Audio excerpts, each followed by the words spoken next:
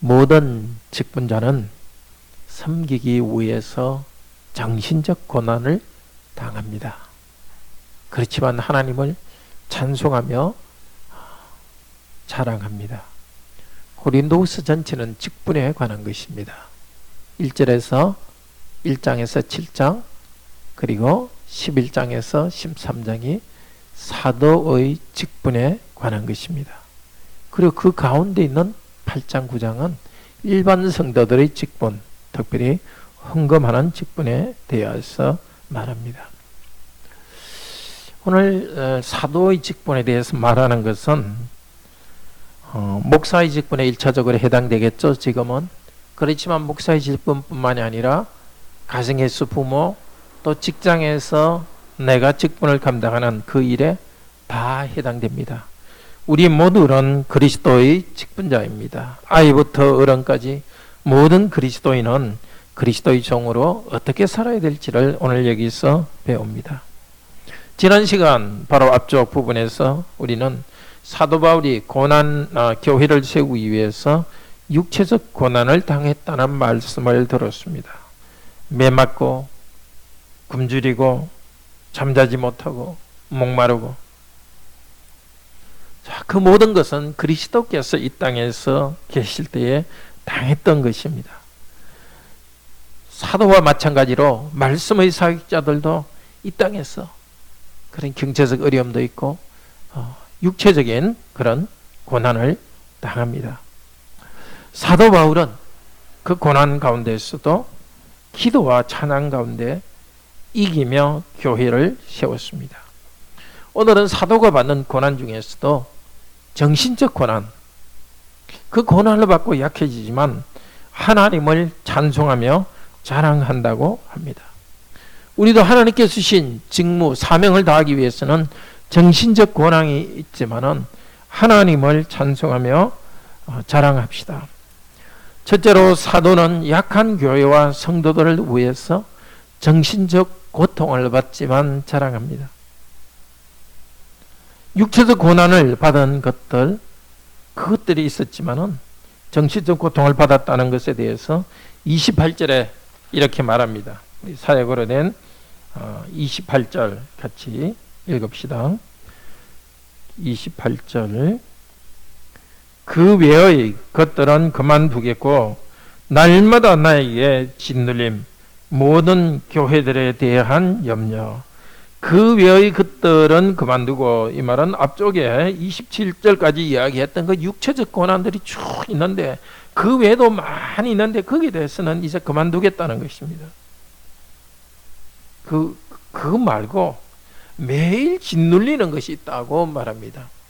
이 짓눌린다는 것은 폭도들이 도시를 공격하고 소란을 일으키는 것을 말합니다. 교회 문제에 대한 소식은 사도 바울을 때리듯이 고통스럽게 했습니다. 교인 중에 죄를 지은 사람, 약한 사람들에 대한 생각이 마음을 아프게 했습니다. 염려하고 걱정이 되었습니다. 예수님께서는 무엇을 먹고 입고 마실지는 염려하지 말라 그랬습니다. 그렇지만 고린도전서 12장 24절에서는 다른 성도들을 돌아보는 일에서는 염려하라고 했습니다. 교인들이 힘들 때 사도 바울은 그냥 자기가 고고하게 있지 않았습니다. 그들의 고통을 함께 느끼며 염려했습니다. 어떻게 염려했겠습니까? 어떤 교회에 대해서는 가르쳤습니다. 어떤 교회는 격려했습니다. 어떤 교회에는 조언을 해주었고 어떤 교회는 책망했습니다. 가르치고 격려하는 일도 아무 고통 없이 자연적으로 된 것이 아닙니다. 복잡한 생각과 걱정 가운데서 그 성도들을 도왔습니다. 예컨대 고린도 교회에 대해서는 교회를 위해서 편지를 썼는데 눈물로 편지를 썼다고 합니다. 또 고린도 교회에 디도를 보냈는데 디도가 빨리 돌아오지 않으니까 사도 바울은 마음의 평화가 없었습니다. 갈라디아 교회에서는 어땠습니까? 할례를 받지 않으면 구원을 받지 못한다고 거짓 가르침이 있었습니다. 그때 갈라디아서 4장 19절에서 사도 바울은 이렇게 말합니다. 형제들아, 나의 자녀들아, 너희 속에 그리스도의 형상이 이루기까지 나는 너희를 위하여 해산하는 수고를 한다. 저는 잘 모르지만 아기를 낳은 어머니들은 정말 해산할 때 얼마나 고통이 큰지 잘 아실 것입니다. 사도는 매일 아기를 낳듯이 그런 고통이 있었습니다. 믿음이 약한 성도들, 그들이 넘어지는 것이 사도에게는 큰 고통이었습니다. 29절 이렇게 말합니다. 29절 같이 읽읍시다. 사역으로 된 부분 같이 읽읍시다. 누가 약하면 나 또한 약하고 있지 않습니까? 누가 실족해 있으면 나 또한 열나고 있지 않습니까? 사도 바울은 마음이 아팠습니다. 물론 육체적으로 힘든 자, 경제적으로 힘든 자, 그런 것 때문에 마음이 아팠습니다. 예, 여기 약한 자들 할 때 그런 것도 포함됩니다. 그러나 믿음이 약한 자들, 말씀을 잘 판단하지도 못하고 순종하지도 못하는 성도들을 생각하며 마치 자기 자신들이 사도 바울 자신이 믿음이 약한 듯이 사도 바울은 마음이 아팠습니다. 마음 아픈 것으로 끝나지 않았습니다. 사도 바울은 약한 교회를 방문하여 편지를 쓰면서 정신적 힘을 많이 쏟았습니다. 정신 에너지를 약한 성도들을 위해서 사용하면서 그들을 섬긴 것입니다. 성도들이 실족할 때 사도 바울은 또한 고통이 있었습니다. 실족이라는 것은 죄를 짓는 것을 말합니다. 성도들이 죄를 짓는 거 보면 사도 바울이 몸에 막 불이 타듯이 막 속이 탔습니다. 특별히 신앙 지식이 더 많은 사람들이 약한 사람들을 죄짓게 할 때는 분노가 일어났습니다. 고린도 교회에서는 믿음이 있는 성도들이 믿음이 약한 성도들을 우상 신전에 데려갔습니다.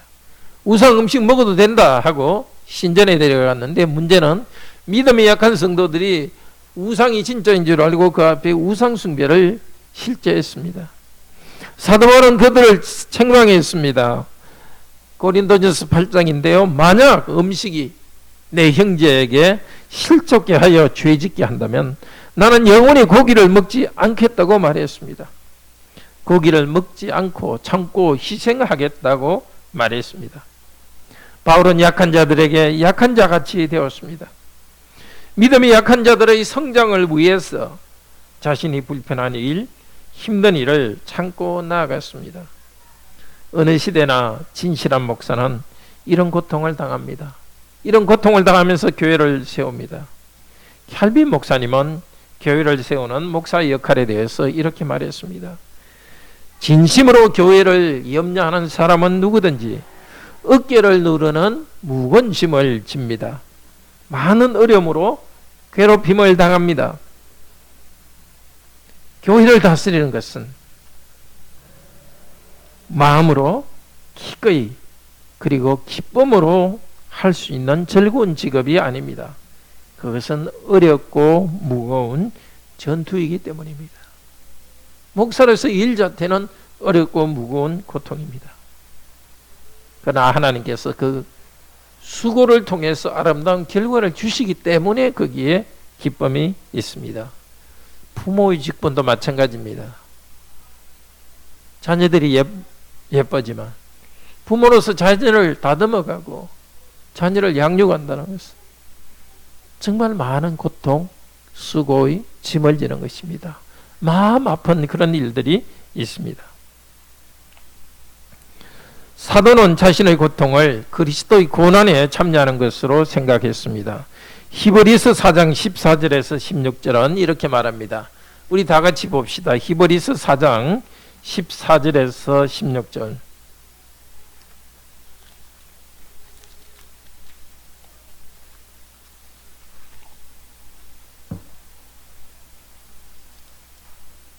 신약 356페이지입니다.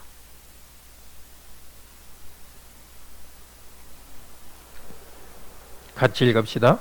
그러므로 우리에게 큰 대제사장이 계시니 승천하시니 곧 하나님의 아들 예수시라. 우리가 믿는 도리를 굳게 잡을지어다. 우리에게 있는 대제사장은 우리의 연약함을 동정하지 못하실 리가 아니요 모든 일에 우리와 똑같이 시험을 받으시니로되 죄는 없으시니라. 그러므로 우리는 긍휼하심을 받고 때를 따라 돕는 은혜를 얻기 위하여 은혜의 보좌 앞에 담대히 나아갈 것이니라. 대제사장인 예수 그리스도께서는 우리의 연약함을 동정하시는 분입니다. 여기 동정하신다는 것은 영어로 sympathy, sy는 함께고 pathy는 고난받으신다는 뜻입니다. 우리의 죄와 연약함 때문에 그리스도께서는 고난받으셨습니다. 죄는 없으시지만은 죄인인 우리를 위해서 죄의 시험도 받았습니다. 죄를 짓지는 않았지만은 죄와 약함을 경험적으로 아는 분이십니다. 우리의 약함 때문에 고난받고 죄를 이기셨습니다. 우리는 그리스도 앞에 나옵니다. 그렇지만 우리 죄가 없어서 나오는 것이 아닙니다. 오히려 우리는 죄인이기 때문에 하나님 앞에 나옵니다. 죄에 넘어지는 연약함을 알기 때문에 우리는 기도하며 하나님께 나옵니다. 승천하신 그리스도는 십자가에서 이루신 공덕으로서 계속 믿음이 약한 우리와 하나 되시고 있습니다.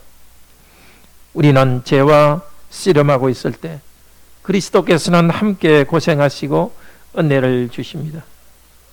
그리스도께서 고난받으시고 그 다음에 은혜를 주셨습니다. 그 일을 계속합니다. 하늘에서도 계속합니다. 근데 하늘에서 그리스도께서 은혜 주실 때에 땅에서 섬기며 고난받는 일을 바로 사도가 했습니다.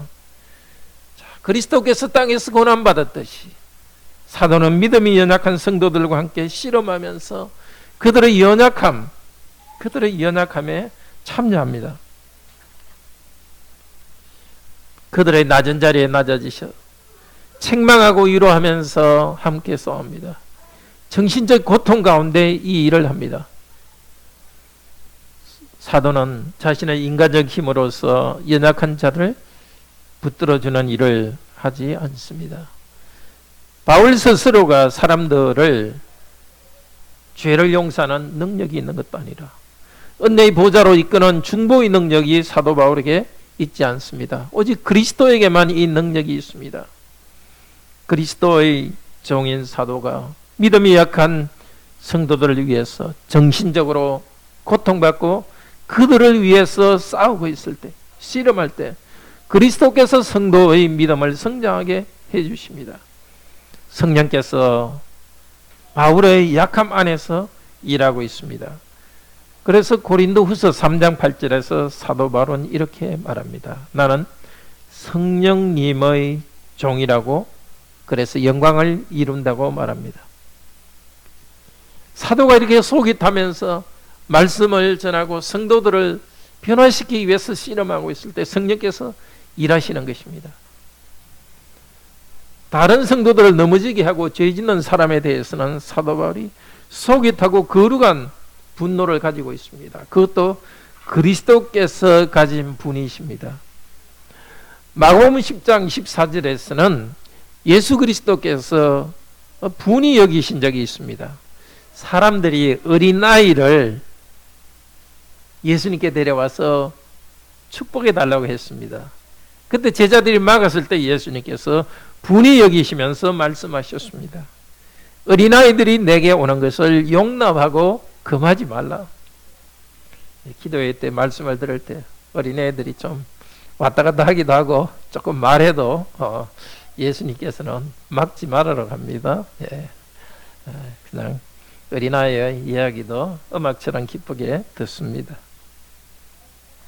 사도 바울은 고통과 약함 또 속이 타고 의분을 느끼지만 그러나 기뻐합니다. 골로새서 1장 24절 아주 유명한 말씀입니다. 내가 이제 너희를 위하여 받는 괴로움을 기뻐하고 그리스도의 남은 고난을 그의 몸된 교회를 위하여 내 육체에 채우노라. 우리 모두가 정말 외워야 할 말입니다. 여러분을 위한 고난을 나는 기뻐하고 그리스도의 남은 고난을 그의 몸된 교회를 위하여 내 육체에 채우노라. 그리스도께서 고난당하셨지만 우리에게 고난받으라고 우리에게 남겨주신 고난이 있습니다. 무엇을 위하여서? 그리스도 그분의 몸된 교회를 위하여서. 성도들이 죄를 이기고 성숙하기 위해서는 사도와 목사들은 그 성도들의 성숙시키기 위해서 정신적인 고난과 고통을 당합니다. 그래서 이 시대 직분자는 이런 고난을 아프지만 즐거워해야 되겠습니다. 모든 성도도 마찬가지입니다. 말을 하거나 행동을 할 때 내가 편하게 되는 것보다도 다른 사람의 유익을 위해서 고난받는 것을 기쁘게 생각해야 됩니다. 마음의 공격을 받듯이 고통을 당하고 속을 태울 때에 불평하지 말고 그리스도의 종으로서 기쁘게 짐을 지고 가야 되겠습니다. 자녀를 양육한다는 것은 어릴 때는 어릴 때도 사춘기는 사춘기대로, 그다음에 성장이면 또 청년이면 청년인대로 이 부모와의 관계에서 부모가 져야 될 짐이 있습니다. 그때마다 우리가 이것을 기억합시다. 그리스도의 남은 고난을 그의 몸된 교회를 위하여 내 육체에 채우느라. 골로새서 1장 24절입니다. 피하지 말고 기쁨으로 수고도 고통도, 정말 아픔과 힘든 일이 있을 때 기도하면서 하나님께 제가 그리스도의 남은 고난을 지고 가겠습니다. 그렇게 나가기 바랍니다. 사도 바울은 약한 것을 자랑하면서 하나님을 찬송합니다. 30절에 이렇게 말합니다. 30절 사역으로 된 것 같이 읽읍시다. 만약 내가 자랑해야 한다면 나 약한 것을 자랑할 것입니다. 사도 바울은 자랑하는 것은 어리석다고 생각했습니다. 그렇지만 고린도 교인들을 위해서 필요했습니다. 고린도 교인들은 거짓 사도가 마치 잘하는 사람인 것처럼 거짓 사도에 넘어가서 복음으로부터 떠나기 때문입니다. 그래서 하는 수 없이 사도 바울 자신의 삶이 거짓 사도들보다 훨씬 뛰어나다는 것을 자랑했습니다. 그런데 사도 바울은 쭉 자기도 유대인이고 이렇게 자랑하다가 내가 자랑해야 한다면 나 약한 것을 자랑하리라고 말했습니다. 보통 사람들은 자기의 약한 것을 감추려 합니다. 여성들이 화장을 할 때도 이렇게 조금 뭐가 있는 부분을 이렇게 감추지 않습니까? 이게 좋은 부분을 이렇게 화장으로 하지 않고 좀 드러내고 뭔가 감추고 싶은 부분을 이렇게 하지 않습니까? 바울은 약한 것을 자랑합니다. 그런데 그것이 진심일까? 의심이 있을 수 있습니다. 그래서 맹세까지 하면서 사도 바울은 자기의 약한 것을 자랑합니다. 31절 같이 읽읍시다. 하나님 주 예수의 아버지께서 아십니다. 영원히 찬송할 복된 그분은 내가 거짓말하지 않는다는 것을. 바울은 왜 이렇게 말합니까? 주 예수 그리스도의 아버지 영원히 찬송받으실 분, 이 찬송받는다는 것은 복된 분이라는 뜻입니다. 그 앞에서 왜 자신의 약함을 자랑할까요? 그는 주 예수의 아버지를 자랑합니다. 왜냐하면 하나님 아버지께서는 우리를 위해서 고난받으신 예수님을 아버지로서 받아들여 주셨기 때문입니다. 우리를 위해서 약해지신 십자가에 죽으신 예수 그리스도를 하나님께서는 부활하게 하시고 받아들여 주셨습니다. 이제 그리스도께서는 하늘에서 계속 우리를 위하여 기도하고 있습니다. 사도 바울도 그것을 생각합니다. 내가 낮아지고 고난받고 있지만 주 예수 그리스도의 아버지, 예수를 죽음에서 일으키셨던 아버지 하나님께서는 나를 이 고난으로부터 일으켜 주셔서 하나님의 일을 하게 하신다는 믿음 가운데 자랑하고 있습니다. 온몸에 돌을 맞고 매 맞아 상처가 있는 사도 바울, 5번이나 죽을 정도로 3번인가요? 3번이나 돌을 맞아 죽을 정도였으니까 온몸에 돌멩이 자국, 예? 그 상처, 얼굴에도 상처가 있고, 말이 아니지. 말이 아니었을 것입니다. 상처 자국 있는 바울, 육체적 상처 자국뿐만 아니라 교회에 대한 염려로 마음이 상한 바울. 항상 기뻐하라, 항상 기뻐하라 하니까 사도 바울이 막 자연적으로 가만히 있어도 기쁨이 일어나는 것이 아니라 마음에서는 수많은 염려와 고통, 그것이 있었습니다. 예. 그런데 마음이 상한 사도 바울을 하나님께서는 인정하시고 받아들여 줍니다. 하나님 앞에서 자기를 자랑합니다. 그 하나님은 찬송받으실 분입니다. 자기에게 이 고난 받게 하신 하나님을 찬송하고 있습니다.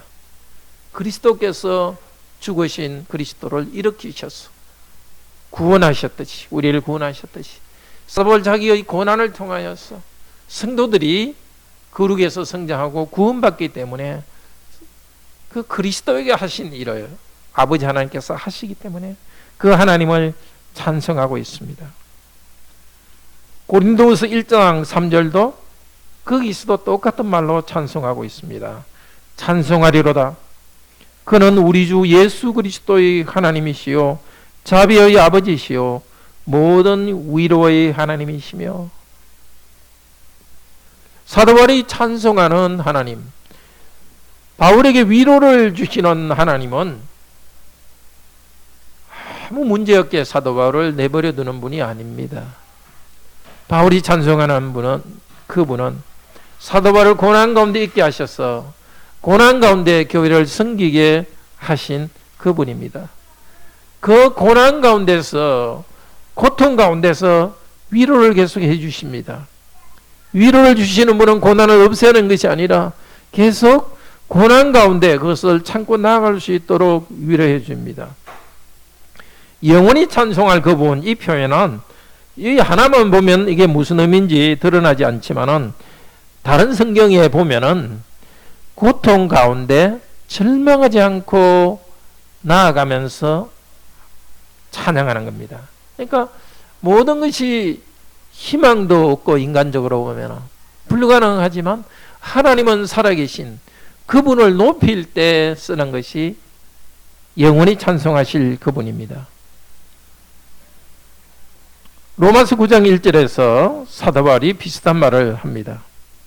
내가 그리스도 안에서 참말을 하고 거짓말을 아니하노라.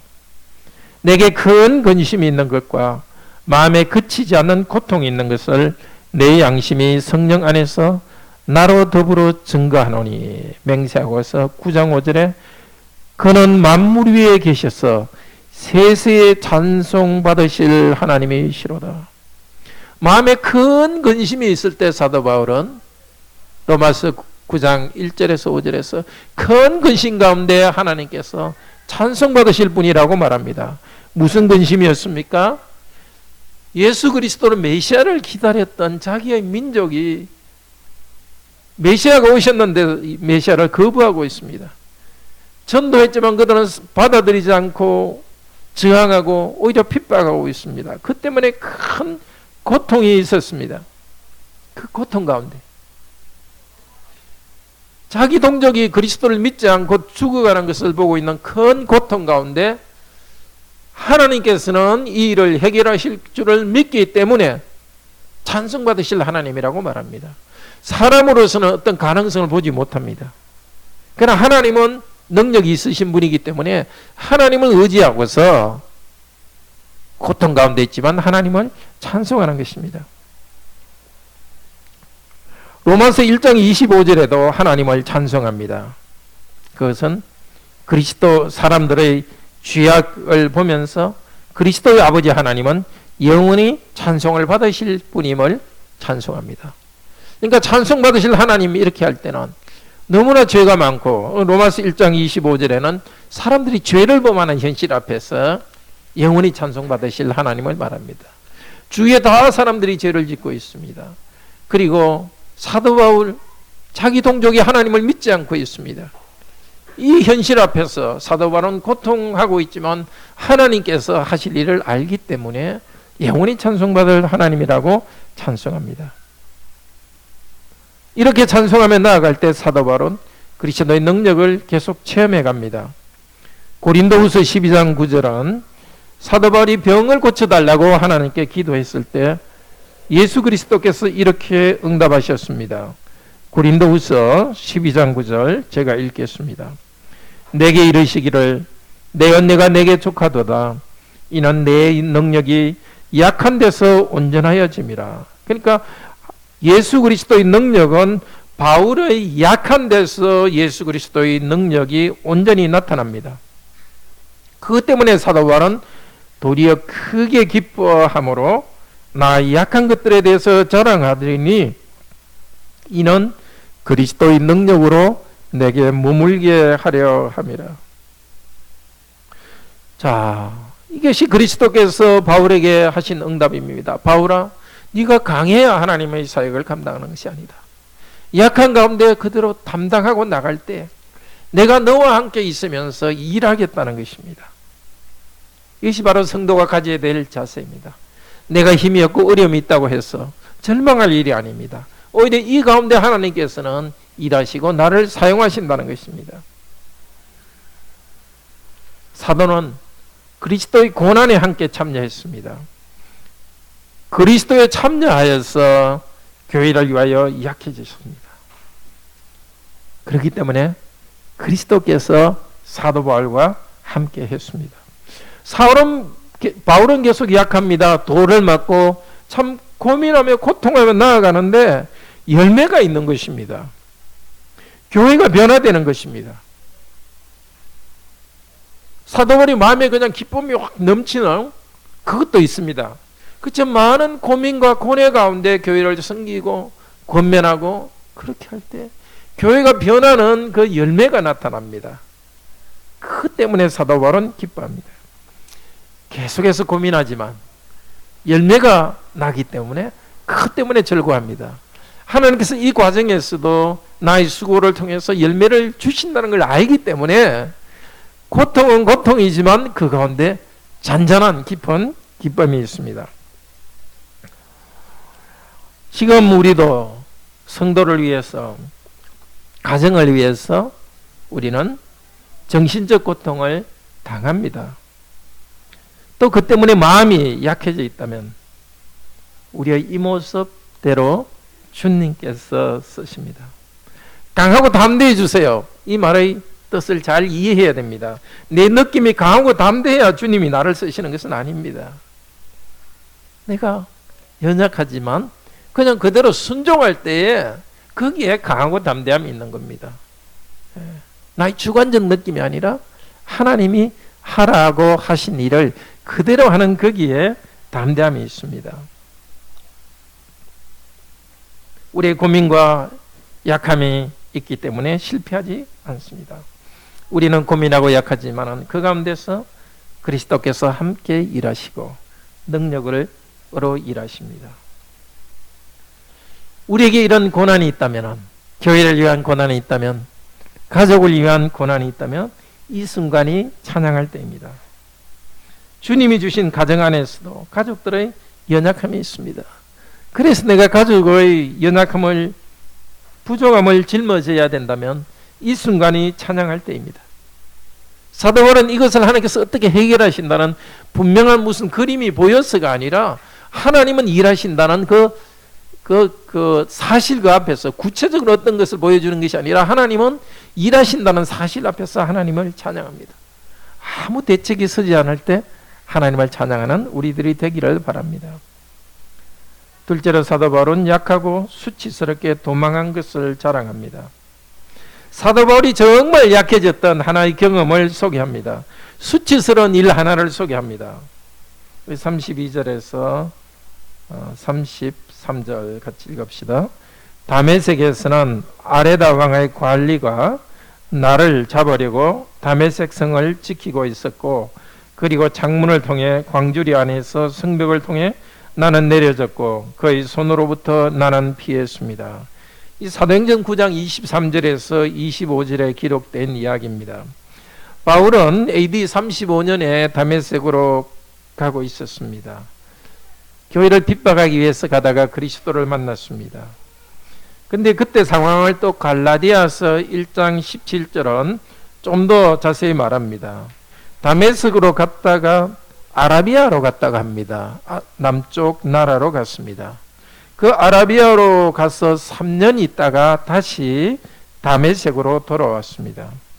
두 번째 다메섹으로 방문할 때에 아레다 왕의 관리가 바울을 잡으려고 성문을 지키고 있었습니다.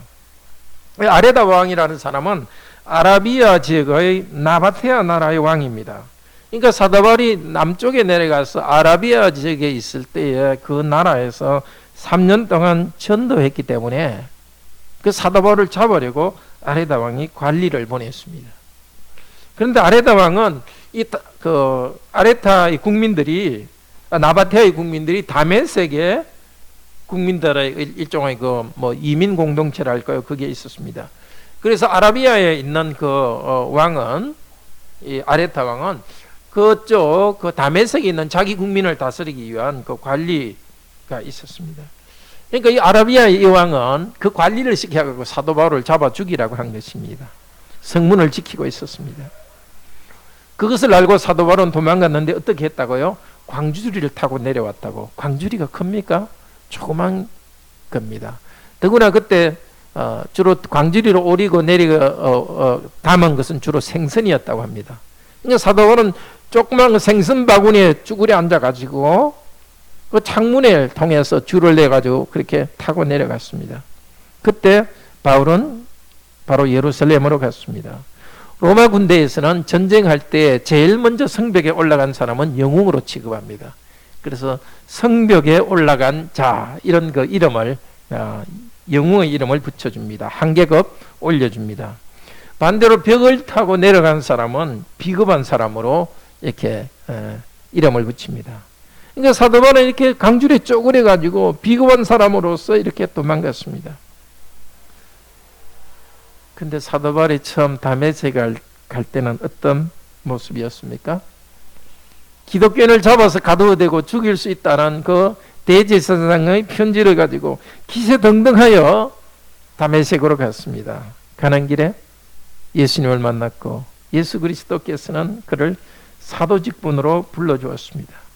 사도행전 9장 16절은 이렇게 말합니다. 너는 내 이름을 위하여 해를 받아야 될 것이다. 해를 당해야 될 것이다. 첫 번째 다메섹으로 가다가 소명을 받은 그리스도를 만난 사도는 이제는 두 번째 다메섹을 방문했을 때는 이렇게 초라한 모습으로 도시를 떠납니다. 그 뒤로 사도 바울은 그리스도를 위해서 이렇게 약해지고 초라한 사람이 되었습니다. 그 약해지고 초라한 모습이 가장 잘 드러나는 것이 이 다메섹에서 이렇게 웅크리고 피했던 그것이기 때문에 자세히 소개합니다. 사도 바울은 이렇게 말하지 않습니다. 나는 돌 맞아 죽어도 난 겁 안 난다. 하나님이 이렇게 해주신다. 나는 강하다. 이렇게 말하지 않았습니다. 사도 바울은 초라한 모습 그대로 드러냅니다. 자기가 연약하다는 것을 다른 서신서에서도 고백했습니다. 그리고 사도행전 18장에 보면은 사도 바울이 고린도에 있을 때 예수 그리스도께서 나타나서 바울에게 두려워하지 말라. 아주 두려움이 있기도 했습니다. 초라한 그 모습 사도 바울은 그대로 드러냅니다. 사도 바울은 초라하고 약하기 때문에 어떻게 해요? 사람들이 죽이려 할 때 지혜롭게 피했습니다. 사도 바울이 돌을 맞기도 하고 매를 많이 맞았는데 그냥 몸집이 아주 맷집이 너무 좋아가지고 때리려면 때리라 이렇게 한 것이 아닙니다. 피하다가 어쩔 수 없이 그냥 잡혀서 그렇게 된 것입니다. 사실 예수 그리스도께서 마태복음 10장에서 제자들에게 말씀하셨습니다. 사람들을 주의하라 조심해라. 이 동네에서 이를 핍박하거든 저 동리로 피해라. 제자들에게 피해라 그랬습니다. 왜 그랬습니까? 복음을 전하기는 것이 중요하기 때문입니다. 사도들이 그냥 장렬하게 순교하는 것은 좋지 않습니다. 어쨌든 피해가지고 복음을 전해야 됩니다. 비겁해 보이도 비굴해 보이도 살아남아서 복음을 전해야 됩니다. 궁색해 보이도 살아남아야 됩니다. 물론 신앙 양심을 포기하는 그런 비굴함은 있어서는 안 됩니다. 사도들의 그런 약함과 초라함, 사람들이 잡으려면 정말 어떤 식으로도 도망가고, 그런 사도를 통해서 온 세계에 복음이 전파되었습니다. 직문자들이 창문을 타고 도망한 것은 사도 바울이 처음이 아닙니다. 이스라엘 백성이 가나안을 정복해 들어갈 때 첫 도시가 바로 여리고였습니다. 여리고를 정탐한 2명의 정탐꾼, 바로 기생 라합의 집에서 라합이 줄을 내어주어서 줄을 타고 성벽을 내려갔습니다.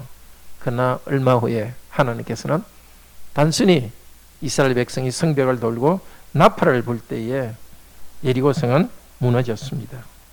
다윗도 사무엘상 19장에 보면은 자기 집 창문에 줄을 매달고 도망쳤습니다. 사울 왕을 피하면서 많은 고생을 했습니다. 다윗의 그 부족인 유대 지파에 속한 그일라, 그곳에 블레셋이 침략했습니다. 다윗이 그 블레셋 유대 사람들을 구원해 주었습니다. 블레셋으로부터.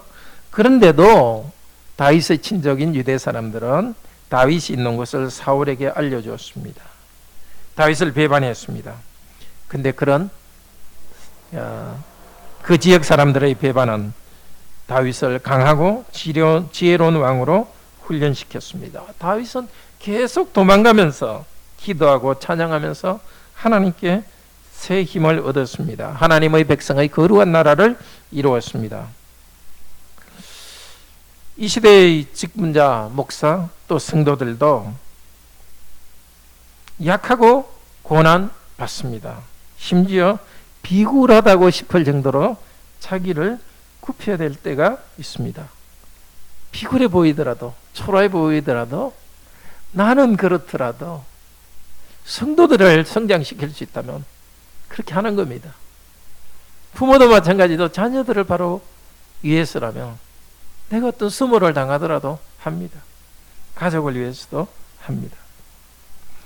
부모로서 자녀를 양육하기 위해서 답답한 일을 당합니다. 그래도 꾹 참고 웃습니다. 인간적으로 생각하면 자존심 상합니다. 그러나 부모의 사명을 알기 때문에 자존심 상하는 일이 아닙니다. 부부가 서로의 약함을 알면서도 그냥 넘어가기도 합니다. 어떤 때는 충고하기도 합니다. 때로는 모르는 체하고 넘어갑니다. 그게 비굴한 것이 아닙니다. 가정을 세우기 위해 하시는 영원히 복된 하나님 앞에 자랑스러운 일입니다.